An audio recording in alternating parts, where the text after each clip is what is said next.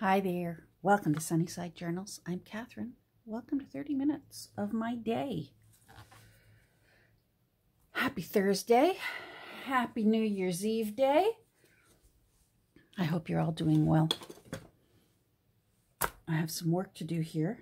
I have been working a little bit more on the young hair. Hold on. These are, in case you're wondering, these are the end papers. I love them. These are out of that pad of scrapbook paper that I found thrifting called Taj Mahal. And I love them. Some of them are a little bit too sparkly for me, but I like this one. It reminds me, it's sort of in the spirit of a paisley. I mean, it doesn't have the curve to it, the shape like a comma, but it's still, it comes to a point and has all the decorations around it. So I love it. And I don't often, blue is not one of my go-to colors. So I think I'm going to enjoy this. I just thought that sort of camel color in the center there looked nice with the color of the cover. Hold on. Everything is looking a little shiny, and I apologize. I have, it's really, really overcast here, so I have every light going in here just so that I can see what I'm doing. So I worked quite a bit on anatomy and physiology here since the last time we got together. I have fortified the spine. I put a new liner in it. I love a really nice hard spine. So I did a triple layer of, I just used file folder. This stuff. So I did a triple layer. I wrapped it in on my rolling pin. I cleaned around the edges here as best I could. The glue is quite good. This book is in very nice condition for a 103-year-old book. I'm quite impressed with it. And so the shoulders are nice on it, and it's going to make a nice little book. Now, it had a lot of wear and tear, which on books begins to look white because you're wearing off the dye that's in the book fabric. It's very similar to when your blue jeans start fading whiter and whiter because the dye is just getting worn off the fibers. That's what happens with your book covers. And I prefer to darken them back up again. So I just go in with my sponge and my distress ink. And in this case, I loved the way it was looking. Normally I just go around the edges and cover up the little white bits. I loved the way it was looking. It really made this camel color richer. So I went over the whole thing with the distress ink. And now what else did I do to it? Oh, and I Mod Podged it when I was done. Just one layer of Mod Podge. And today I will be sealing that because liquid Mod Podge, this kind, still needs to be sealed afterwards. So I will be doing that off camera. I find it's quite a strong odor. I'm actually hoping I can pop outside and do it today. It's overcast. It's not raining yet, but they are calling for rain, so I may have to go do that soon. Now here, this book, if you can see here, it's the header and footer here are really starting to show their 103-year-old age. So something I do in that case, because this is fabric and it's going to continue to wear out. These, books age with use just like we do. So something I do is I take some fabric. Where'd it go? I because this book has gold writing on the spine, I figured if this fabric is going to continue to wear off, I wouldn't mind if underneath is going... oh, I'm going to sneeze. Why do I always need to sneeze? It must be just a nervous thing. Whenever I start a video, you just watch for it. I always need to sneeze at the beginning of a video. Such a weirdo. Anyhow, let's pretend that this is the, it's going to be the spine liner. Sometimes in the case of the headers and footers starting to wear out, I will just put a little bit of fabric at the top and underneath, or at the bottom here. So I'll cut that off. So it's just, I'll cut there and glue. I'll just wrap it around there, glue there, glue a piece down here. And that way, and you can sort of see them, you can sort of see the little fabric peeking out there. That way, when this continues to keep wearing, if it wears enough that it wears right away, the gold fabric will be underneath, and that's what will peek through, and I think that will look quite pretty. That's the plan. And keep in mind, if you're new here, and welcome if you're new here, I don't look to restore the books I work on. I look to fortify them so that they're still useful, but I like when they look old and worn out, and I don't mind those holes one little bit. I love them. Gives them character, just like my wrinkles and my gray hair gives me character. I don't mind them one little bit. So that's good. What else did I get done? So I also I went around the edge of the young hair, the print of the young hair, and I just put a tiny little shimmer of gold gilding wax so that if you can see it by the side, it's just a little shimmer of gold. I know I'm off to the side here today. If the text block is in my way, maybe I should just move the text block. There we go. So, there we go. And then there will be a little book plate. So that will look like that. I think it's going to be quite an elegant looking book when it's done. So let's keep pressing along. That's the prep for putting in the text block when it's done. I'm anticipating 7 signatures for this book. That's the plan. So let's move you. Actually, I have a few things I want to do here this morning. Oh, rats, I'm dropping things. Hold on. I gotta find that before I forgot that I dropped it and then completely forget where it is. There we go. I broke one of my necklaces yesterday, and don't worry, I'm seldom heartbroken when a necklace breaks. I've only had a few that I've restrung. Usually if it breaks, that tells me that it's time for it to start going on bulb pins and being dangled off the ends of pages. And this one is going to be nice for it. Look at that turquoise one. Isn't that pretty? That one might go onto the rabbit. And this one's also got a lot of little glass beads. Look, aren't they cute? Love them. Oh, that one might have to go on. That's sort of camel colored and blue. Oh, that one too. Anyhow, so it's time to just simply unstring this and put the beads into my little container where I keep beads for putting little baubles. So hold on, I've got to get a little bag to put these in. So hold on. Okay, so I've just found a little snack bag. That'll work.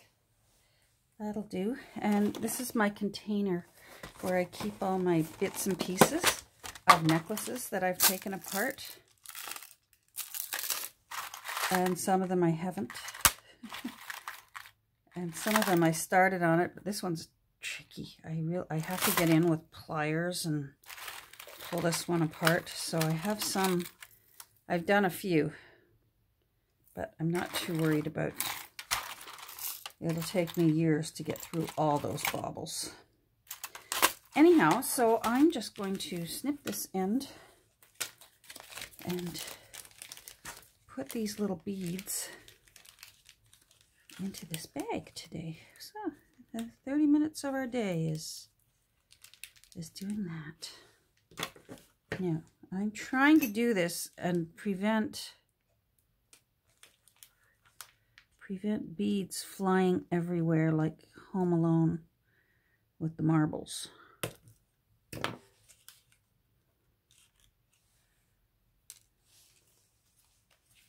I'd like to... Oh, don't you do that.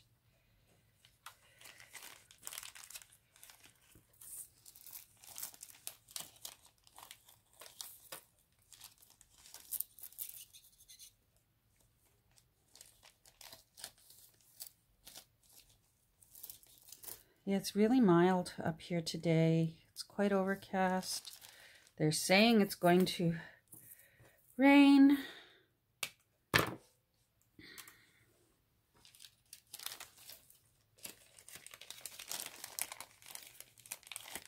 Oh well. Hubby's in at work.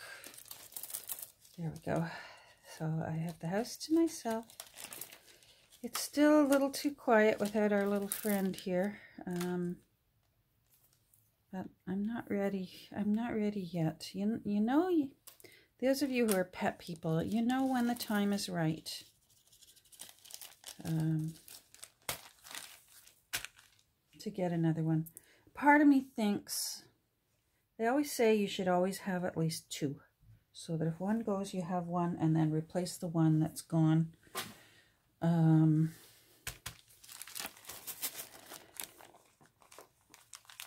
And I'm seeing that there's wisdom in that. That's certainly what most of my children do. They have two. And I can see the wisdom in that. Because when you just have one, I don't know about you, but I find I have to get over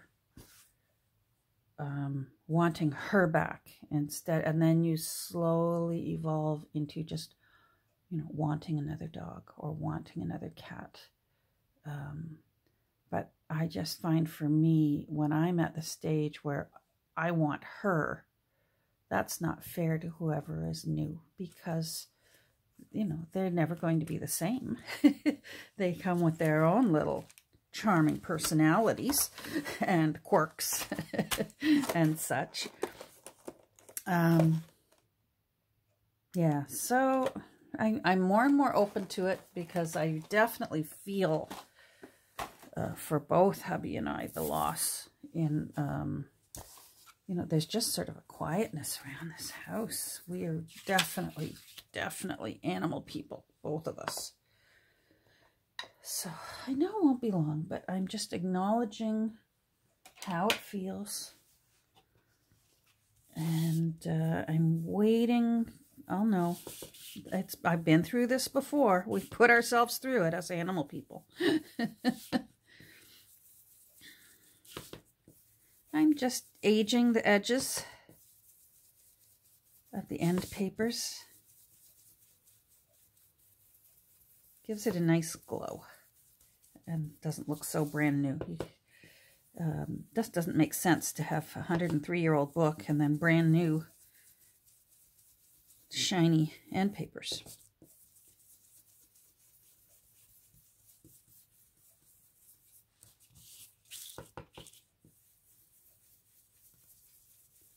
My mom's doing well. I talked with her the day before yesterday. We had a FaceTime visit, which she does still. It still amazes me that she can that her brain can handle a FaceTime visit. Amazes me. And I'm very grateful for it. Her cough sounds a little bit more rattly, which doesn't surprise me. She has COPD. And she doesn't need oxygen yet. So, and I'm not sure how we would deal with oxygen. I have a feeling she would be constantly removing it because she doesn't know she has COPD. If you ask her, if you ask her, she actually has no health problems whatsoever, and yet she's sitting in a wheelchair with her poor hands crippled up like, you know, they're twisted and crippled. But if you said, so Jerry, tell me about your health. Oh, I'm fine, which is wonderful. Isn't that great? Instead of a belly aching, as some of us can do. So, you know, my father, who also had COPD, needed oxygen for the last year of his life, and he fought it too because it wasn't part of his norm. So see the difference that makes? This just, it makes it warm, it gives it dimension, makes it look like old wallpaper. I love it. I love it. Anyhow, so I don't know what will happen if that time comes that she needs oxygen, and it may just be something that, you know, as per her request, it may be something that just is allowed to be what it is.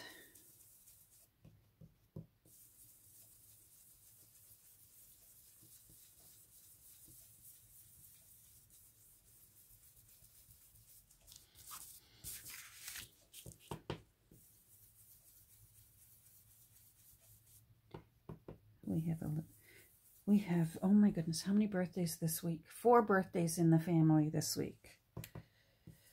Oh boy, oh boy, oh boy. That's what happens though when you have 7 children, 7 spouses to those children, 18 grandchildren. There's pretty well, and then we have our siblings, my husband and I still have my mother. There's pretty well, you can count on a birthday a week.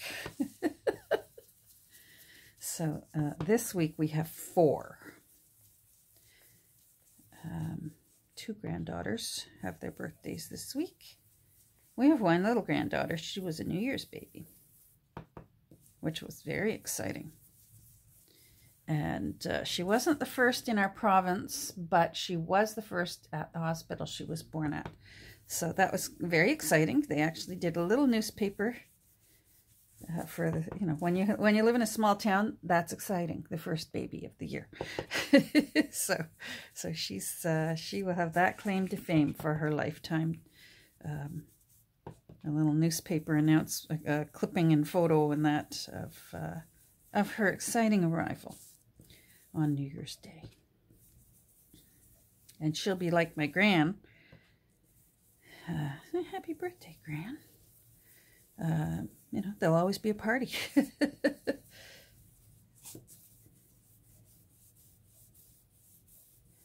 And then, of course, my girls are this week as well. 2 of my girls. I had a twofer. That's how I knew God had a sense of humor, when my first baby turned out to be 2. Oh, talk about baptism by fire. When you order one and they're having a buy one, get one free. My father used to love that. He used to, oh, I want to do this.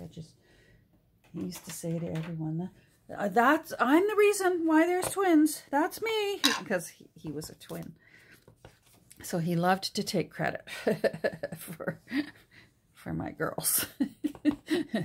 Never mind the mother who carried around almost 14 pounds of baby. They were both 6.5 pounds each, so they were good sized babies. They were both full singletons. They were bigger than some of the other babies in the nursery that week. But they missed out on being New Year's babies. That would have been fun. That's okay. They have their own birthday. Well, they share, obviously, but they don't mind sharing. And I know what that's like to share a birthday. It's a very special thing to be able to share a birthday. There we go. Okay. Now I'm happier. All right. So that's going to look nice. Take a look. Over you go, young hair. Let's flip you over.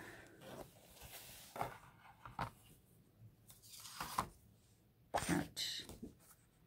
There. Now I may still end up having to trim some of this side off once I get the text block in. So it's not necessarily the exact size. The length is correct. But I always give myself a little more room here, and then I trim it after I have the text block in to the size I want. Oh, that's going to look really nice. Very pretty. All right. Now my next step is to choose papers. So I'm going to pause you, and I'm going to go over and take a look and see what, a little blend of what it is I want. So hold on. Okay, so I just grabbed some bundles.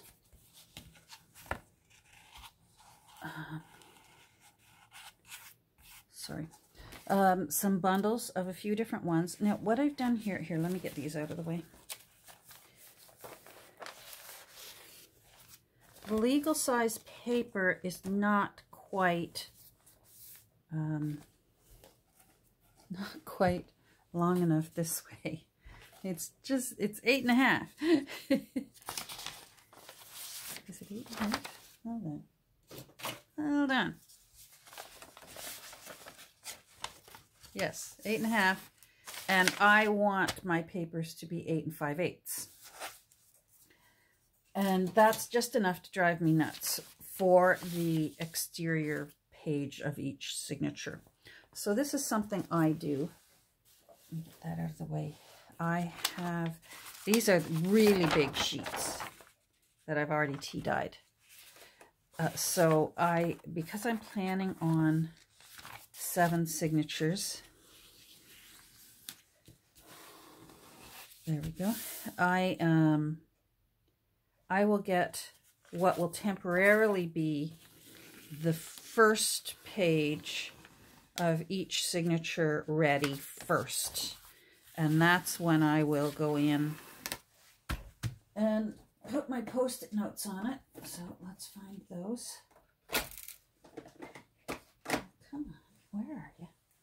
I should have you handy. There we go. There's a little batch. Okay, and then I number them 1, 2, 3, 4, 5. Now, they won't necessarily stay as the exterior page, but it just helps me while I'm sorting out how many pages to put in the book.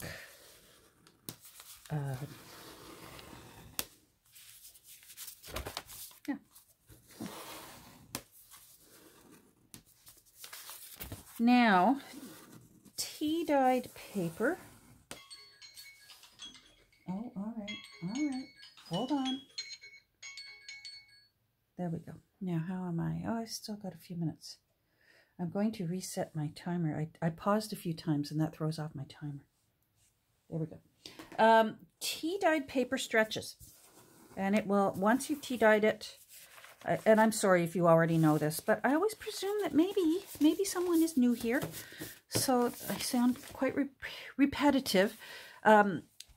Never presume that your paper will be the same shape or size after you have tea dyed them.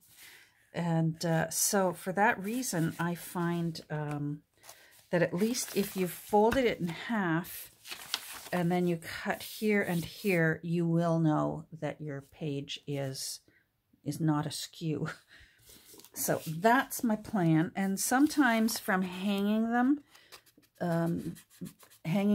too wet, you can see here there's been a bit of damage from the clothespins because I hang them on my little rack now. And that in and of itself is not a problem. But sometimes if I feel like it, I will cut my page from here and remove that. But if I was doing a big book, I would quite happily still include that kind of damage in the book because, as I said, with the cover, I'm not looking to create, to restore the book. I'm looking to make it functional again and have character. So I'm looking to give myself 8 5/8. So I'm just going to go through and trim these. And quite often I'll just trim 2 at a time. So I'll put them in like that. And save myself all this measuring. And see, here's some more damage right here. Now, see, sometimes when you trim, you miss out on all that nice dark edging. But again, this is still, you can see, because it has stretched, it doesn't fold in half properly. Rats. Well, I'm going to try and get nearest to the edge so I can get some of that dark, that beautiful, yummy dark edge. And 5/8. Oh, this is one of these pages. Someday when I do, I'll tape some tea dyeing sessions because I love now these bubbles that I've figured out how to create, these bubbles on the tea dye. Can you see that? I just love those bubbles. Oh, here's a darker bubble. Look at that. Isn't that cool? Really, really cool. All right, so we'll put these there. Yeah, there's some more bubbles there. These ones turned out good. Turned out well. Oh, I have to ask my son. He's an English teacher. I am not. All right, I'm going to see if I can trim all 3 of these together like that.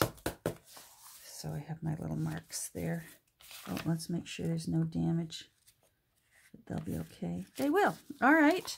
And I'm not worried too much about the width yet because sometimes I want to be able to do flip outs.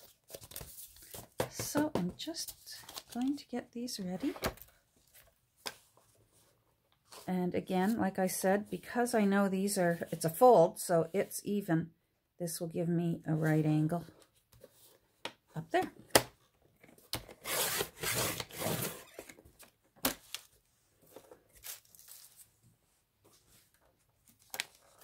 So that's why you don't want to flip this around and cut from that side because these, none of these marry up. But the folds all marry up.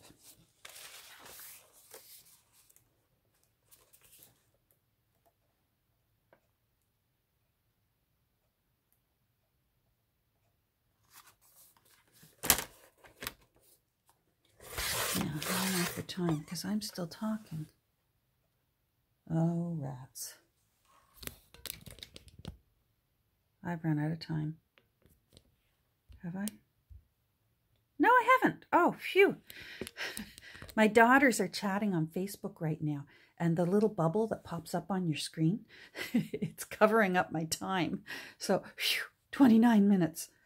Yes. All right, let me finish this. And then I better go see what they're talking about. Yeah, that's big enough. I will save those to use. So here's what I mean before I sign off today. Here's what I mean by the width part. So these would go in, here's like 3 beginnings of signatures. They would go in that way. Well, obviously they're too wide, but these might be pages that I want to fold and make a tip out I'm not sure yet, and I like to leave myself the option because I can always trim them off later, or I can do a torn edge. I've done torn edge journals. I love torn edge journals. So I haven't decided on that yet. So I'm going to get back to work here. Next time we get together, I will probably have signatures all together, and I'll have my little tabs at the top, and we'll get going on this. Well, you know what? Happy New Year's Eve, and I don't know whether I will have a video. Yes. I don't know whether I'll have a video for New Year's Day or not. We'll see. Take care. Happy New Year's. Let's hope 2021 is kinder to us than 2020 was. Take care.